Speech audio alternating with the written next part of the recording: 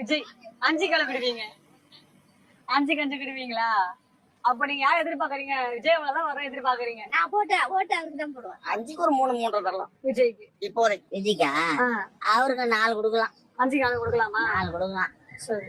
4ன்றது 5 கூட கொடுக்கலாம். குழந்தைக்கு நல்ல புள்ள. சரி. இவருக்கு 5 அவருக்கு 5 கொடுக்கலாம். 2 பேரும் தோதா இருக்கலாம். ஆமா, நான் ஓட்டு எலெக்ஷன் வந்தா போடுவேன் ஓட்டு. கண்டிப்பா போடுவீங்களா? கட்டாயமா அந்த பிள்ளைக்கு பார்ப்பேன். அந்த பிள்ளைக்கு திஷ்டி எடுத்து மாலை போடுவேன். அந்த குழந்தைக்கு என் ராஜாவை காலை தொட்டு கும்பிடுவேன். என் செல்லத்தை 5க்கு 5 என் அண்ணனுக்கு. ஆமாண்ணா, ஆமா, எங்க அண்ணன் தானே வேணும். ஒண்ணு இதுதான் வளருது. மக்களுக்கு என்ன செஞ்சாங்க? அவங்க இதான் வளரும் கட்சியா இருக்குது. விஜயகாந்த் கூட 234 தொகுதியில் நின்னாரு. ஒரே ஒரு தொகுதியில் தான் வின் பண்ணாரு.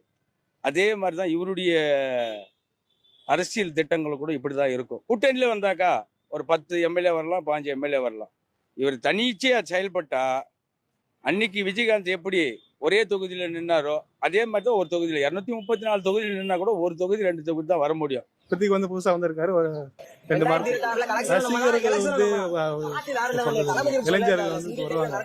ஓட்டு எலெக்ஷன் பாக்குறப்ப வந்து மக்கள் வந்து டிஎம்கே ஏடிஎம்கே புதுசா வந்த கட்சிகள்லாம் வந்து செயல்பாட வச்சு மட்டும் பாத்தீங்கன்னா இப்போதைக்கு 3 தான். மேபி அவர் ப்ராமிசஸ் எல்லாம் எப்படி பண்றாரு பாத்துட்டு அப்புறம் நம்ம இருக்காரு. கட்ஸா நிக்கிறதுக்கே அவருக்கு 5 கொடுக்கலாம் ப்ரோ.